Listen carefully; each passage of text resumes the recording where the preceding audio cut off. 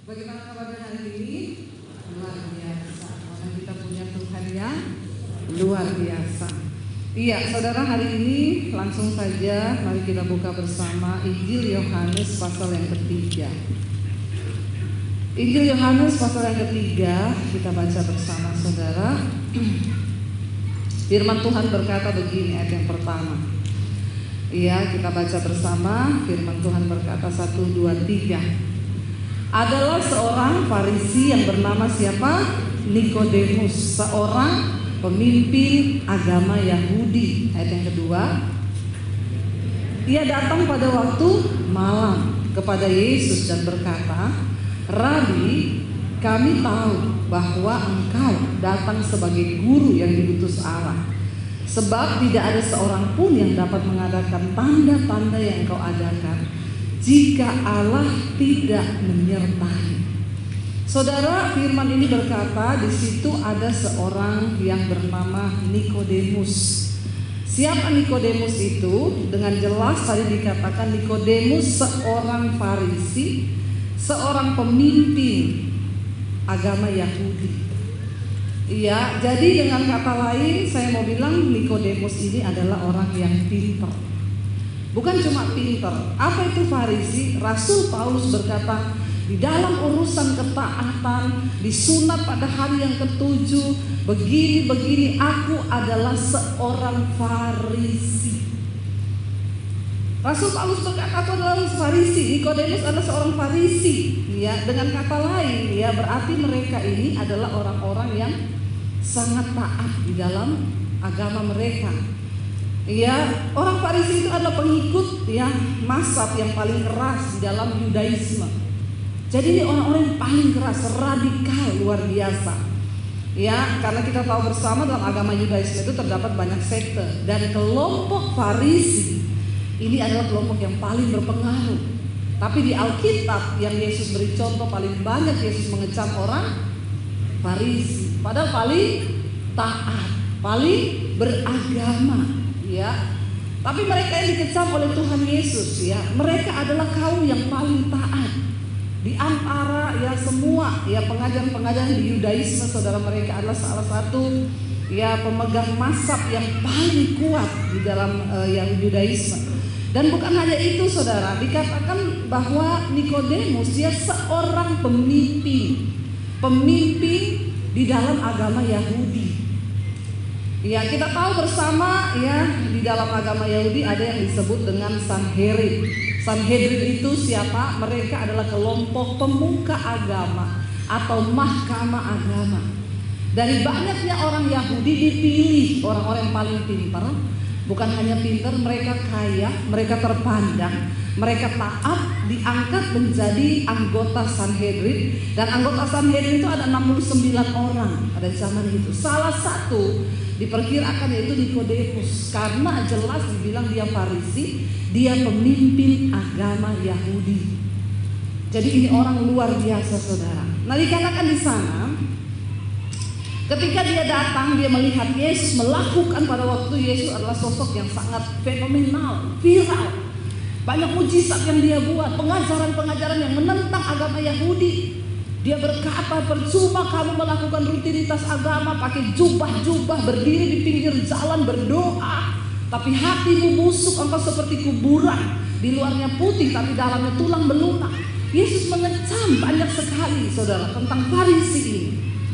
Alkitab berkata, satu kali ketika Nikodemus tahu Yesus ada di situ, dikatakan di sana ada seorang Farisi bernama Nikodemus, seorang pemimpin agama Yahudi. Ia datang pada waktu malam. Kenapa dia datang pada waktu malam? Karena kita tahu bersama pada waktu itu Yesus adalah seorang yang sangat dibenci oleh orang Farisi. Kenapa? Dia membawa pengajaran yang menentang semua Farisi. Dia berkata kepada mereka, kamu tuh keturunan ular beludak. Waduh, bisa dibunuh ini Yesus sama orang Farisi. Ya, kita yang pernah ke Israel kalau lihat mereka tuh, saudara, pakai topi-topi hitam, jubah-jubah itu, wah, kalau dia tuh udah lewat udah kayak malaikat lewat. Pokoknya dia paling kudus, dia paling benar. Yesus mengecam mereka. Tapi ada sesuatu di dalam hati Nikodemus yang membuat dia harus pergi untuk mencari Yesus. Ada titik iman di dalam hatinya, dia mengalami lautan Tuhan. Kenapa dia harus datang pada waktu malam? Saudara bisa bayangkan kalau dia datang cari Yesus siang-siang, dan ada yang tahu dia seorang anggota Sanhedrin, anggota mahkamah agama pada waktu itu di Yudaisme. Betapa sangat luar biasa kalau orang tahu ada apa dia ini dekat-dekat sama Yesus. Yesus seorang yang waktu dibenci sama mereka, tapi ada sesuatu yang mengetok hatinya sehingga dia datang untuk cari Yesus malam-malam. Dia datang kepada Yesus dan berkata, dia bilang di sana pada waktu itu kepada Yesus, dia datang pada waktu malam biar tidak ketahuan orang. Untuk engkau mengalami perjumpaan secara pribadi dengan Tuhan, memang ada harga yang harus engkau bayar. Seringkali engkau harus dia menanggalkan pertama ilmu pemuka agamanya, jabatan. Bukan cuma itu, dia orang kaya terpandang, makanya diangkat menjadi anggota Sanhedrin. Itu bukan orang sembarangan. Dia tanggalkan jabatan, harta kekayaannya, kehormatannya. Malam-malam dia datang cari Yesus. Dan dia bilang sama Yesus begini, Rabi, kami tahu bahwa engkau datang sebagai guru yang diutus Allah. Mungkin hanya dia satu-satunya di antara 69 orang anggota Sanhedrin, dia sendiri yang mengaku bahwa engkau adalah guru yang diutus Allah. Pengenalanmu akan Tuhan itu akan sangat menentukan perkataan mulutmu yang menyatakan Yesus itu sebagai siapa. Siapa bagimu Yesus itu? Kalau engkau merasa dia sudah menyelamatkan engkau, akan berkata, Tuhan, engkau juru selamatku. Aku bersyukur bisa mengenal engkau. Karena Nikodemus seorang pintar yang terus belajar, makanya dia mengakui, dia bilang engkau adalah guru yang diutus Allah. Dan dia berkata di sana apa?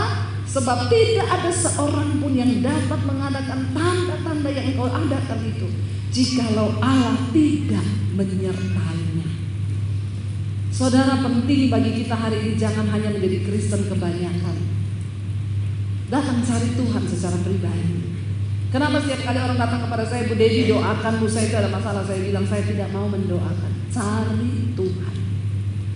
Engkau punya kesempatan, engkau punya hak istimewa untuk datang ketemu Yesus secara pribadi. Karena hanya orang-orang yang berjumpa dengan Tuhan secara pribadi yang akan mengalami sesuatu yang berbeda dalam hidup mereka. Jangan jadi Kristen kebanyakan. Saya selalu mendorong orang cari Tuhan secara pribadi. Cari Tuhan, karena engkau pasti akan menemukan Tuhan. Dan ketika engkau menemukan Tuhan, engkau menemukan sesuatu yang berharga. Pemulihan, mujizat, keselamatan itu akan engkau alami dalam hidupmu. Saya kemarin baru pulang dari Tentena, saudara. Saya ketemu dengan satu orang ibu, dia bersaksi.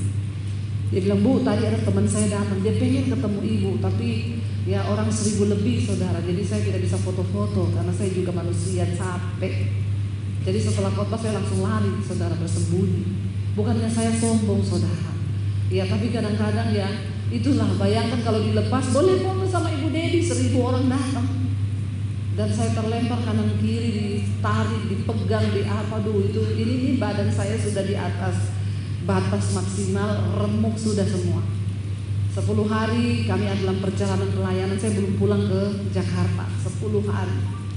Ya, dari Surabaya kami terbang ke Makassar, dari Makassar kami terbang ke Morowali naik mobil 5 jam untuk menempuh sampai ke Tentena. Seminar hamba-hamba Tuhan dari desa-desa mereka datang. Pulang setelah KKR seminar 3 hari, balik lagi. Sama, naik bus, naik mobil lagi 5 jam, naik pesawat kecil dari Morowali sampai ke Makassar, lalu lanjut lagi ke Toraja. Tadi malam saya dari Jombang, setelah khotbah ini saya akan ke Solo, besok saya ada di Semarang. Aduh saudara, ya ini badan, tapi saya suka cita. Kenapa? Karena Tuhan sudah melakukan yang lebih dari itu bagi saya. Dia menyelamatkan saya. Dan karena itu saya tidak mau hitung-hitungan. Ya makanya saya bilang, ada yang tanya, kemarin saya pelayanan dari Surabaya mau ke sana, Bu. Kenapa ibu mau bu pelayanan kayak begini bu? Udah capek ya. Kita pergi sedang hamba Tuhan itu bayar tiket sendiri, nggak ada yang bayarin. Di sana nggak dapat PK, malah berkati hamba Tuhan di desa. Tapi saya melakukan itu saudara, karena saya tahu itu yang Tuhan mau. Kita harus melakukan lebih dari yang kita mau. Tapi apa yang Tuhan mau? Kalau ditanya mau, nggak mau. Ini di Jakarta nge-mall sama anak-anak. Saya bilang orang jadi hamba Tuhan itu harus menyangkal daging, melakukan hal-hal yang kita nggak suka. Saya tuh lebih suka di rumah urus tanaman, bangun lihat anggrek saya, ya duduk-duduk di teras ngopi, makan roti, lihat anggrek sapi. Aduh itu nikmat banget. Tapi sampai hari ini tidak ada kesempatan. Nanti pulang dari Semarang pelayanan di Sentul, beberapa pelayanan tanggal 20 saya terbang ke Amerika pelayanan 5 minggu di sana. Semua karena Tuhan, semua anugerahnya. Ada saatnya menikmati yang tidak enak. Kemarin di Dendena nggak ada hotel, adanya losmen. Ya, dari Surabaya dikasih hotel enak sampai di sana di losmen, terjun payung. Tapi itu yang Tuhan mau. Hamba Tuhan harus mematikan kedagingan. Airnya mau mandi coklat kayak kopi susu. Kenapa? Karena dari danau langsung. Mau sikat gigi, astaga airnya becek, jangan pakai ini, pakai aqua saja. Ya. Kalau mandinya di atas jam 6 sudah tidak hangat, dingin. Jadi kalau mau mandi pakai air hangat berebut bangun jam 5 pagi mandi duluan. Ya, karena kalau semua sudah mandi nggak ada lagi air panasnya. Ya itu suka dukanya. Tiap hari makan mujair kangkung, mujair kangkung, mujair kangkung, mujair kangkung. Tapi Tuhan itu luar biasa. Orang yang sudah mengalami Tuhan, cintanya pada Tuhan tidak akan berubah. Ya, hari ini saya melakukan apa yang Tuhan mau. Tapi tanggal 20 besok kami sekeluarga pelayanan ke Amerika naiknya bisnis kelas. Bukan saya beli, dikasih. Saya bilang yang undang kasih kita ekonomi saja karena berlima. Saya tahu bisnis kelas itu mahal banget. Dikirim tiket bu, sudah masuk tiketnya ya. Saya buka bisnis kelas. Saya tanya kenapa dibeli bisnis kelas? Karena lebih murah dari ekonomi bu. Ya sudah kan, taruh dia beli nanti. Tapi jangan sampai yang jadi salah itu kalau engkau sudah naik bisnis kelas, suruh naik pesawat kecil, tinggal di losmen di desa sudah tidak mau, itu yang bahaya. Udah mulai sombong. Saudara, orang yang bertemu dengan Tuhan secara pribadi, ada banyak hal yang akan berubah dalam dirinya. Nikodemus datang cari Yesus malam-malam. Dia bilang gini, aku tahu engkau itu guru yang diutus Allah karena melakukan banyak tanda yang tidak mungkin itu dilakukan oleh manusia kalau tanpa Tuhan menyertai. Sebuah pengakuan keluar dari mulutnya. Pertama, karena dia mendengar ajaran Yesus, dia melihat tanda-tanda ajaib yang Yesus buat. Jangan sampai kita Kristen puluhan tahun tapi nggak pernah ada pengakuan pribadi kita kepada Tuhan. Bagi engkau hari ini Yesus itu siapa? Perlu engkau nyatakan itu di hadapan Tuhan. Saya selalu berkata dalam doa saya, Tuhan engkau Bapa, Tuhan engkau juru selamatku, Yesus engkau sahabatku. Dan kita bisa sampaikan itu dengan berlinang air mata. Kenapa? Karena kita berjumpa dengan Tuhan secara pribadi. Saya ketemu satu orang ibu, dia bilang, Bu sayang banget tadi ibu tuh pengen ketemu ibu, dia pengen foto, dia datang satu keluarga. Di tengah masa pandemi dia cerita bu, dia pisah dengan suaminya. Sudah bertahun-tahun dia tidak bisa mengampuni suaminya. Lalu dia hidup dalam kepahitan, orang Kristen. Ketika pandemi datang, dia mulai mendengarkan firman yang ibu sampaikan. Khotbah-khotbah ibu, mesbah doa, mesbah suku dia ikuti. Satu kali dia bilang, Tuhan jamah dia di kamar. Dia buka hati dan dia berkata, Yesus masuk dalam hidupku. Ketika dia undang Yesus masuk, dia Kristen dari kecil. Tapi dia belum pernah secara pribadi mendatangi Tuhan. Ketika dia mendatangi Tuhan secara pribadi, dia dijamah Tuhan, dia nangis, tersungkur di kaki Yesus. Tuhan bilang, cari suami, lepaskan pengampunan, dan ajak dia pulang untuk kamu tinggal bersama. Dia bilang itu sudah bertahun-tahun saya tidak mau mengampuni suami saya. Apa yang terjadi? Karena dia hidup dalam kepahitan, berpisah dengan suami, anaknya merokok, mabok, judi, memberontak kalau ditegur, mau mukul sama dia. Saudara bisa bayangkan kekacauan yang terjadi dalam keluarga ini. Setan yang mengambil alih seluruhnya. Ketika dia memutuskan untuk mendatangi Tuhan secara pribadi. Kenapa saya selalu bilang jangan titip doa sama pendeta. Saya tidak mau berdoa buat jemaat. Datang sendiri sama Tuhan. Jangan titip doa, karena Tuhan sedang menunggu engkau datang secara pribadi kepada Dia. Ada begitu banyak hal yang Tuhan mau lakukan di hidupmu, dan bukan hanya lewat perantaraan pendeta. Cari Tuhan secara pribadi. Ketika Dia melepaskan pengampunan, saudara, Dia datang ke suaminya di satu desa. Dia memohon maaf, dia menerima suaminya kembali dan mereka dipulihkan. Anaknya yang tadinya merokok, mabuk, melihat mamanya berubah. Lalu mamanya bilang, ayo ikut mesbah doa, kamu harus mendengar firman. Setiap malam anaknya diajak ikut mesbah doa, dengar firman. Apa yang terjadi? Rokok berhenti, mabuk berhenti, judi berhenti. Dia menjadi anak yang manis yang tidak pernah lagi melawan kepada orang tua, sebab dia berjumpa secara pribadi dengan Tuhan. Amin, saudara. Kita perlu berjumpa secara pribadi dengan Tuhan. Jangan cuma jadi anggota gereja. Buka hatimu untuk Tuhan hadir. Dan akhirnya saudara, Nikodemus datang malam-malam.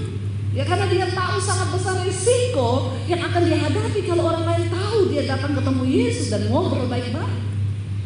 Lalu saya dikatakan begini. Yesus berkata kepada dia ayat 3. Yesus menjawab, sesungguhnya aku berkata kepadamu, jika seseorang tidak dilahirkan kembali, ia tidak dapat melihat kerajaan Allah. Kata Nikodemus kepadanya, bagaimana mungkin seseorang dilahirkan kembali kalau ia sudah tua? Dapatkah ia masuk kembali ke dalam rahim ibunya dan dilahirkan lagi? Orang pintar, guru agama, ketua Sanhedrin, ternyata bodoh. Gak ngerti perumpamaan yang Yesus ngomong. Di luar Tuhan, engkau tidak akan mendapat hikmat apa-apa. Engkau tidak akan pernah mengerti jalan hidupmu. Engkau tidak akan pernah mengerti rencana Tuhan atas hidupmu kalau engkau berada di luar Tuhan. Ini seorang guru, seorang pemimpin agama Yahudi.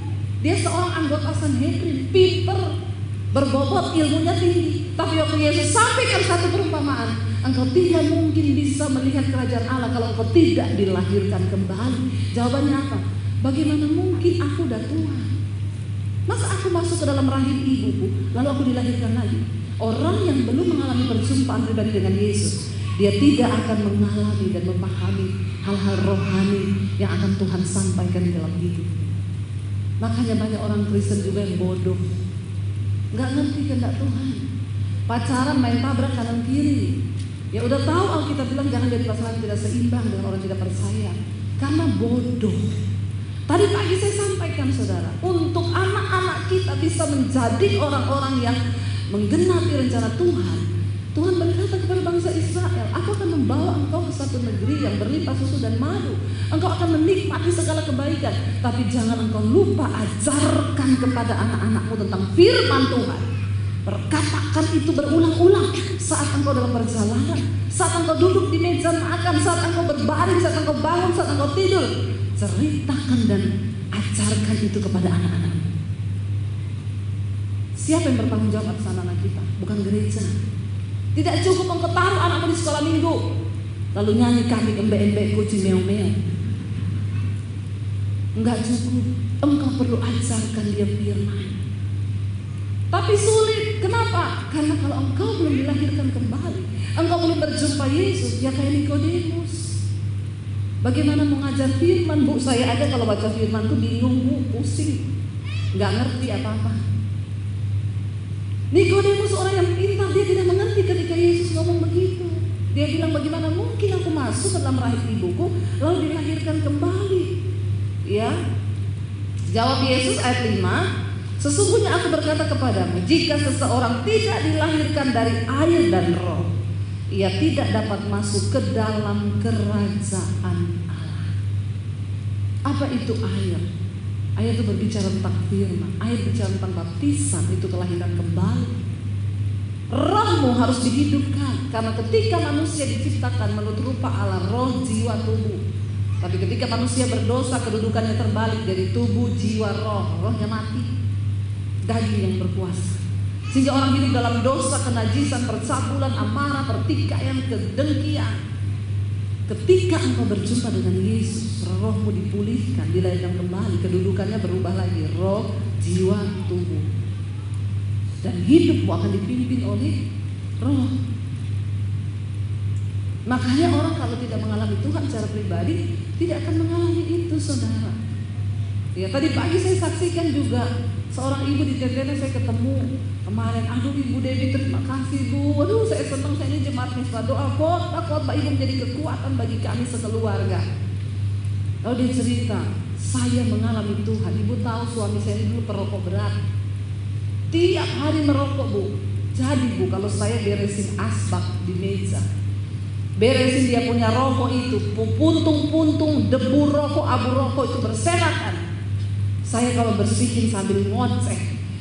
Besok kalau merokok lagi, dimakan sama puntungnya sekalian, sama abu-abunya makan sekalian, biar di rumah gak kotor karena rokokmu. Dia bilang kalau udah gitu suaminya emosi. Berantemlah hebat, cuma gara-gara abu rokok. Ribut. Lalu kalau sudah kayak gitu, anak-anak lihat orang tua ribut, itu rumah mau jadi apa, saudara? Setan semua yang ada di dalam. Nggak ada lagi damai sejahtera sukacita dari Tuhan. Lalu satu kali istrinya bilang, jadi tiap hari kita ribut Bu. Mau ngomong apapun nggak nyambung. Kenapa? Engkau belum ketemu Tuhan Yesus. Tidak akan nyambung. Saudara mau suruh anakmu bertobat, berubah seperti apapun, kalau engkau tidak ajak dia datang kepada Tuhan, tidak mungkin dia mengalami perubahan. Maka saya bilang ya, saudara tidak perlu menginjil lagi sekarang. Ada YouTube, tinggal bagikan. Saya mendengar banyak kesaksian orang yang anaknya cuma dikirim ini, nonton ya nak, nonton nih khotbahnya Bu Dewi, dia tonton, dia berubah, saudara. Jadi tidak ada alasan untuk engkau nggak bisa ajar anakmu dalam kebenaran. Lalu istrinya bilang gini, sampai satu kali Bu, saya kan bosen ya, hidup kok kayak begini terus, ribut masalah asap rokok. Akhirnya saya berdoa sama Tuhan. Lalu saya baca firman, saya dapat ayat yang berkata, hai istri, tunduklah kepada suamimu, supaya dengan perbuatan dan tanpa perkataan engkau dapat memenangkan suamimu yang belum bertobat. Dia bilang, benar nggak ini ayat ya? Aku mau uji ayat ini, benar atau tidak, terjadi atau tidak, saya mau uji. Lalu dia mulai mempraktikkan. Mulai hari ini Tuhan, saya tidak akan marah. Saya akan lakukan semua dengan sukacita. Saya mau belajar tunduk kepada suami. Dia bilang setiap kali dia beresin abu rokok, dia berdoa dalam nama Yesus, tidak akan ada lagi abu rokok di rumah ini. Gak akan ada lagi puntung rokok, karena suami saya akan berhenti merokok dalam nama Yesus. Mulai tidak ada pertengkaran, mulai tidak ada keributan. Satu saat ada pendeta ngomong sama dia, doakan terus suamimu ya, nanti kamu lihat akan terjadi sesuatu dalam hidupnya. Tiba-tiba jam 12 malam suaminya kerasukan. Matanya merah. Lalu dia bilang sama istrinya, tidak usah kamu dengar pendeta, karena mereka itu nabi palsu, mereka itu iblis, jangan didengar. Istrinya takut, dia bilang saya takut Bu, karena saya baru kali itu mengalami kayak begini Bu. Mereka bukan dari gereja karismatik, tidak tahu doa pelepasan. Dia bilang, saya lihat suami saya matanya udah merah Bu, saya mau lari Bu. Tapi saya bilang kalau saya lari saya kalah, tidak boleh saya lari. Lalu dia tengking suaminya, dia bilang, saya tahu ini bukan kamu yang bicara. Iblis dalam nama Tuhan Yesus yang ada dalam badan suamiku, keluar kau. Suaminya mulai gini, panas. Makanya engkau harus hidup dalam kebenaran dan kekudusan, supaya setan ketemu engkau panas, katakan. Kalau enggak, kamu ketemu setan yang panas kamunya. Lalu saudara, istrinya tidak mau kalah, dia tengking. Suaminya bilang gini, ambilin rokok saya. Di mana rokokmu? Di situ. Seluruh rumah dia selipin rokok. Itu setan, saudara. Itu setan. Jadi saya bilang sama istrinya gini, seringkali kamu ribut sama suamimu, kamu nggak tahu yang menguasai dia itu udah setan. Sekarang saya mau tanya, kalau yang ada dalam suamimu setan, kamu mau ngomong apa? Yang ada dia tambah emosi, kamu juga emosi, maka sama-sama jadi setan. Makanya Alkitab bilang, kau percaya hanya ada satu Allah, setan juga percaya. Tapi apa bedanya kita sama setan? Kita tunduk pada firman, setan gak mungkin tunduk sama firman. Jadi bayangkan, dia bilang, Bu, saya baru mengerti ternyata selama ini saya ribut dengan suami, berantem, isinya badan suami saya itu setan Bu. Ya setan paling suka kalau orang ribut terus, berantem terus. Nanti buntut-buntutnya berujung ke perceraian. Maka setan tepuk tangan. Dan Tuhanlah yang bersedih melihat orang Kristen gagal. Karena engkau kurang menyadari, Alkitab berkata, peperanganmu bukan melawan darah dan daging, tetapi melawan roh jahat, kuasa gelap yang ada di udara. Itu setan. Jadi dengar baik-baik ibu-ibu, gak usah berantem dengan suamimu, doakan. Engkau berkata, makanya suamiku gak berubah-berubah ya Bu. Iya. Mau engkau apapun, dia tidak akan berubah karena setan yang ada dalam dirinya. Lalu dia berkata, malam itu saya layani suami saya Bu. Saya ambilin rokok, ternyata bayangkan setan menyuruh dia taruh semua rokok saudara. Di rak sepatu, di meja, di sini, situ rokok semua isi rumah. Dia ambilin, ditunjukin sama suaminya, dia remet depan suaminya, dalam nama Yesus ini rokok ini aku hancurkan. Makanya benar saudara, rokok itu setan. Orang Kristen yang tidak merokok itu sulit disantet, tapi yang Kristen merokok paling cepat masuk santet. Karena udah ada pintu gerbang. Jadi yang merokok hari ini kau tinggal pilih menyerahkan jiwamu sama Tuhan atau sama setan. Terserah. Di hidup ini kan cuma dua, engkau gak tunduk sama Tuhan, yang kau tunduk sama setan. Lalu istrinya bilang, saya pengking suami saya Bu, tapi saya tahu Tuhan mulai bekerja. Besoknya belum terjadi apa-apa saudara. Tiba-tiba malam suaminya jatuh, tidak bisa bernapas, kayak orang kena serangan jantung mau mati. Istrinya pengking, dalam nama Yesus. Dia sudah tidak, istri bilang, saya sudah lihat dia gak ada daya Bu, sudah tidak bisa bernapas. Dia cuma bisa bilang, udah gak kuat. Istrinya, dalam nama Yesus aku patahkan kematian yang bukan dari Tuhan. Aku patahkan segala serangan kuasa-kuasa jahat. Beri kesempatan suamiku hidup. Dia bilang sama suami, minta kesempatan sama Tuhan saya. Minta Tuhan, aku mau hidup bagi kepentinganmu, bagi kehendakmu, minta. Akhirnya suaminya bangun lagi. Setelah itu dia berhenti merokok sama sekali. Sekarang melayani Tuhan bersama. Hidup dengan hidup rukun bersama Tuhan, diberkati Tuhan. Kenapa saudara? Karena dia mengalami perjumpaan pribadi dengan Tuhan. Ya. Lalu di sini dikatakan Yesus bilang, ya kalau engkau tidak dilahirkan dari roh dan firman, dari air, engkau nggak mungkin bisa masuk ke dalam kerajaan surga. Ini berlaku bagi saudara dan saya. Kalau hidupmu nggak berubah, tidak diubah oleh firman Tuhan, maka jangan mimpi engkau masuk dalam kerajaan surga. Seperti bangsa Israel juga keluar dari tanah perbudakan menuju tanah perjanjian. Tuhan bilang, hanya yang taat yang bisa masuk. Ubah perilakumu, buang dosamu. Jangan hidup dalam kenajisan, jangan ada padamu Allah lain.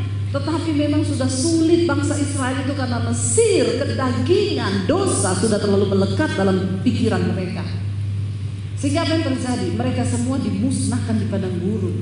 Yang boleh masuk ke tanah perjanjian hanya yang berumur 20 tahun ke bawah. Satu generasi dimusnahkan. Jangan bermimpi engkau jadi Kristen terus engkau bisa masuk dalam kerajaan surga. Yesus berkata, kalau engkau tidak dilahirkan kembali, engkau tidak akan bisa melihat kerajaan Allah. Saya berbicara hari ini mengingatkan saudara, karena itu tugas saya sebagai hamba Tuhan. Kejar Tuhan. Kita ada di hari-hari yang sangat tidak menentu di masa-masa yang akan datang. Tapi kalau engkau mau sungguh-sungguh ikut Tuhan, maka jaminan Tuhan yang pegang kendali atas hidup kita. Lalu apa yang terjadi saudara ketika Nikodemus bertobat dan menerima Tuhan Yesus? Ya, kita lihat dampak yang pertama yang terjadi. Mari kita buka Yohanes pasal yang ke-7. Yohanes pasal yang ke-7 ayat 45. Yohanes pasal 7 ayat 45. Judul perikopnya, Yesus dibela oleh Nikodemus. Pada Yohanes yang ketiga tadi, dia datangi Yesus. Lalu dia mulai mengalami perubahan. Lalu ada sebab akibat yang terjadi dalam hidupnya. Ayat 45, Yohanes pasal yang ke-7. Maka penjaga-penjaga itu pergi kepada imam-imam dan kepada orang-orang Farisi, kelompoknya Nikodemus, yang berkata kepada mereka, mengapa kamu tidak membawa Yesus? Jawab penjaga-penjaga itu, belum pernah seorang manusia berkata seperti orang itu. Jawab orang Farisi itu kepada mereka, adakah kamu juga disesatkan? Kenapa kamu nggak tangkap? Tangkap dia. Atau kamu juga sudah ikut-ikut sesat sama dia? Orang Farisi bilang, adakah seorang di antara pemimpin-pemimpin yang percaya kepadanya? Atau seorang di antara orang-orang Farisi? Tetapi orang banyak ini yang tidak mengenal hukum Taurat, ya, terkutuklah mereka. Ayat 50 berkata, perhatikan, Nikodemus, seorang dari mereka yang dahulu telah datang kepadanya, berkata kepada mereka, apakah hukum Taurat kita menghukum seseorang sebelum ia didengar dan sebelum orang mengetahui apa yang telah dibuatnya? Jawab mereka, apakah engkau juga seorang Galilea? Selidikilah kitab suci dan engkau akan tahu bahwa tidak ada nabi yang datang dari Galilea. Nikodemus menjadi orang yang membela Yesus ketika Yesus akan ditangkap. Dia berkata, di dalam hukum Yahudi, karena dia mahkamah agama Yahudi, tidak ada orang dihukum kalau belum dinyatakan bersalah. Dan akhirnya mereka melepaskan Yesus. Orang yang sudah mengalami Tuhan secara pribadi, dia memiliki keberanian untuk menyatakan kebenaran. Engkau tidak akan malu. Jangan pernah malu mengajarkan anak-anakmu kebenaran. Ada bapak-bapak yang bertanya kepada saya malu bu ngajar firman kepada anak saya. Ya saya aja hidupnya masih kayak begini. Makanya bapak bertobat. Engkau alami Tuhan dulu supaya engkau punya wibawa ilahi. Katakan firman kepada anak-anakmu. Saya selalu mengatakan kepada anak saya, dengar ya nak, hidupmu tidak mungkin bahagia di luar kebenaran firman. Engkau akan bahagia hanya ketika engkau mengikuti kehendak Tuhan atas hidupmu. Berdoa buat jodohmu. Kalau itu bukan dari Tuhan, berani tinggalkan. Gak usah cari yang kaya, cari yang takut Tuhan. Itu nasihat saya kepada anak-anak. Saudara sebagai orang tua, engkau harus memperkatakan itu. Tuhan bilang kepada bangsa Israel, ajarkan kebenaran itu kepada anak cucumu, supaya keadaan mereka baik di bumi ini. Ajarkan firman Tuhan, saudara. Yang kedua, apa yang dilakukan oleh Nikodemus ketika dia sudah mengalami perjumpaan dengan Tuhan? Ketika Yesus mati, semua murid lari tunggang langgang. Kenapa? Takut mau dihukum juga. Petrus, seorang yang pernah berkata, oh Tuhan, siapa yang berani bunuh kau Tuhan? Akan kuhadapi dengan pedang. Saya terbas kepalanya kalau ada yang berani menyalibkan engkau Yesus. Itu Petrus yang sok jago-jagoan mengikut Tuhan Yesus ketika dia melihat Tuhan bikin mujizat. Waktu Yesus mati, apa yang terjadi? Murid-murid ketemu dengan orang Farisi, ditanya, ini kayaknya anak buahnya. No, kita nggak kenal dia. Kita nggak kenal Yesus itu. Tapi kamu kan sering ikut dengan pengajarannya dia. Enggak, aku nggak kenal. Aku nggak kenal dia. Saudara Nikodemus, seorang yang tadi tidak percaya kepada Yesus. Apa yang terjadi? Yohanes pasal yang ke-19. Kita baca ayat 38. Yohanes 19 ayat yang ke-38. Yesus dikuburkan. Ada yang ke-38 di sana firman Tuhan berkata, Yohanes 19 ayat yang ke-38. Sesudah itu Yusuf dari Arimatea, ia murid Yesus, tetapi sembunyi-sembunyi karena takut kepada orang-orang Yahudi, meminta kepada Pilatus supaya ia diperbolehkan menurunkan mayat Yesus dari salibnya. Dan Pilatus meluluskan permintaannya itu. Lalu datanglah ia dan menurunkan mayat itu. 39 juga siapa? Juga Nikodemus datang ke situ. Dialah yang mula-mula datang pada waktu malam ketika kepada Yesus ia membawa campuran minyak mur dan minyak gaharu kira-kira 50 kati beratnya. Mereka mengambil mayat Yesus, mengapaninya dengan kain lenan dan membubuhinya dengan rempah-rempah menurut adat orang Yahudi bila menguburkan mayat. Dekat tempat di mana Yesus disalibkan ada suatu taman, dan dalam taman itu ada suatu kubur baru yang di dalamnya belum pernah dimakamkan seseorang. Karena hari itu hari persiapan orang Yahudi, sedang kubur itu tidak jauh letaknya, maka mereka meletakkan mayat Yesus ke situ. Siapa yang datang ketika Yesus disalib? Tidak ada murid yang datang. Hanya Yusuf Arimatea dia dengan sembunyi-sembunyi menjumpai Pilatus dan berkata, izinkan aku ambil mayatnya. Lalu Alkitab berkata, Nikodemus datang ke situ. Dialah yang mula-mula datang waktu malam kepada Yesus. Orang yang mengalami perjumpaan pribadi dengan Tuhan. Ketika dia tidak melihat lagi mujizat. Murid-murid ada waktu Yesus membangkitkan orang mati. Murid-murid ada mengeluh-elukan dia ketika dia menyembuhkan orang buta. Tapi di mana mereka ketika Yesus tergantung di kayu salib? Rasanya tidak ada harapan. Mau ikut Yesus lagi apa? Sudah mati dia, nggak ada sesuatu. Tapi Nikodemus, dia datang ketika Yesus sudah tidak bisa berbuat apa-apa dan tergantung di kayu salib. Orang-orang yang mengalami Tuhan secara pribadi, dia bisa tetap datang kepada Tuhan sekalipun rasanya tidak ada lagi pengharapan. Ketika kau berkata, hidupku rasanya sudah tidak ada apa-apa Tuhan, aku tidak lagi bisa berharap apa-apa, tapi aku tetap mau mempercayai Engkau sebagai Tuhan dan Juru Selamat. Di saat semua murid hilang, di saat semua mereka pergi, Yesus tergantung di kayu salib. Bayangkan kalau tidak ada yang menurunkan mayat itu, mungkin Yesus akan busuk, dimakan burung. Memang dulu orang disalib harus memang jadi makanan burung-burung di udara. Tapi dia mengasihi Yesus sampai pada titik darah yang terakhir. Dia mengorbankan harga dirinya. Dia datang membawa kemenyan, minyak dan mur. Dan dia mengapani Yesus dengan kain lenan dan mengurus jenazahnya sebagaimana sepatutnya seseorang harus dimakamkan. Jangan ikuti Yesus hanya ketika keadaanmu baik. Jangan engkau percaya Tuhan ketika keadaanmu baik dan engkau mengalami sesuatu kebaikan. Tapi hari ini saat keadaanmu tidak baik, apakah engkau masih berani berkata, aku percaya kepadamu Tuhan, aku mau sungguh-sungguh percaya? Saudara, hanya orang-orang yang mengalami perjumpaan pribadi yang dapat melakukan hal itu. Karena itu datang pada Tuhan hari ini secara pribadi. Saya undang para ibu muslimah di depan. Kita tidak tahu berapa lama kita ada di dunia ini, tapi seberapa berat masalah yang engkau hadapi, ayo cintai Tuhan dengan hatimu. Berubahlah. Engkau harus ditaharui oleh firman dan roh. Hari ini datang pada Tuhan, jumpai dia secara pribadi. Bilang, Tuhan, kami rindu mengenalmu secara pribadi. Aku rindu mengenalmu Tuhan secara pribadi, supaya aku mengenal rencana-Mu.